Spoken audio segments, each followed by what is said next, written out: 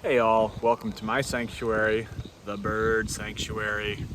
Man, what a beautiful day. It's 70s, the herons are swooping over the lake, the beavers built up his dam again, so all that grass out there is being flooded again after this had been drained last winter. Um, and I'm walking with Jesus and just thinking about this dynamic of connection. Always thinking about what connects me well to Jesus and what threatens that connection. Um, because I really want I want people to experience the beauty of that connection with Him. And most of all, I want to experience the beauty of connection with Him all the time. And so, to all my fellow people pleasers out there, it's really tough being a people pleaser because you will eventually be misunderstood and you will find yourself in a place where you cannot correct people's belief or opinion about you. That's probably not just true for people pleasers, but for us who are driven by a chronic need to be liked, boy, that is one of the most painful, traumatizing experiences, to have somebody in your life, maybe somebody you care about, that just thinks something about you and you can't change their mind, and it's something negative, and the relationship fails because you cannot make them see things your way. It's so frustrating. I've been in that position. Other people have been in that position with me, and I know how painful that is. And so, what does that do? I think when we rightly or wrongly perceive that others have an uncorrectable negative view of us, I think what happens is we become a victim, and victims are seeking vindication. Even if we're not actually a victim, in our minds, we become victims, and victims seek vindication. I was thinking about Princess Bride. You remember Inigo Montoya, "You killed my father, prepare to die."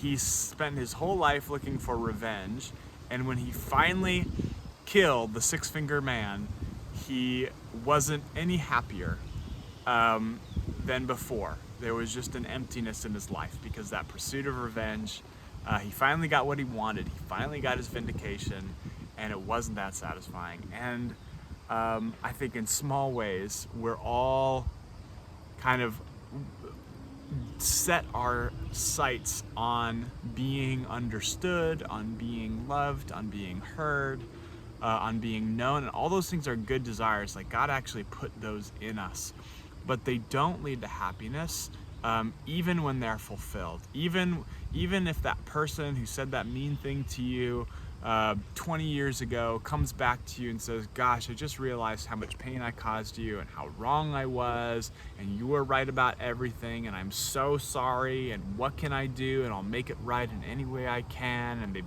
bowed at your feet. Like, that still would not lead to connection, even if it led to justice.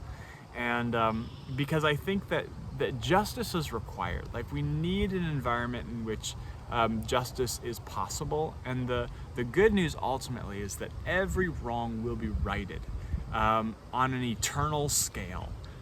Every wrong will be made right. The wrongs that I have done will be reconciled and made right. The ledger will be reconciled. And so there will be justice. There will be justice for me. There will be justice for you. And one way or another, everything that is wrong will be made right. But we also need to seek that justice out here on the earth.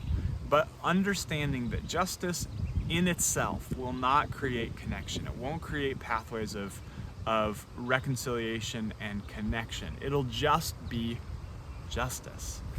And so we need to understand that when we find ourselves in an emotional victim place where somebody just doesn't get it and I can't explain it to them and they'll never understand, we need to understand that even if we get everything we want from that person, it won't make us happy and it won't make us connected. And I think, because I found myself kind of flirting with that place the last couple of days, of feeling misunderstood and feeling like they're just not going to get it, and they're feeling like I'm just not going to get it. Of you know, I just feel like we need to release that, like that the need for vindication, and it's not because it's the morally right thing to do, but I think it's because it is how our brains find connection. When we can release our need to be vindicated to the God who promises to vindicate us, who promises that everything wrong will be made right, that his judgment is right and true. When we can say, you know what, God, I trust you, I trust your judgment, I trust your justice, and I am releasing the personal need to be immediately vindicated by a human being. I know you are the one who vindicates me. I am releasing it to you, not just because you're asking me to, but because that's the way that you and I can reconnect. And that's the way that I can connect with others. That's how mercy will triumph over judgment. And I think when we do that, we find Jesus is right there. He's never left our side, but we're able to experience him in fresh and powerful ways. So in just a very simple way, today I just held out my hand and I said, Lord, I'm feeling the desire to be understood by somebody. And I'm just giving you that need for vindication because I know it's not going to lead to connection.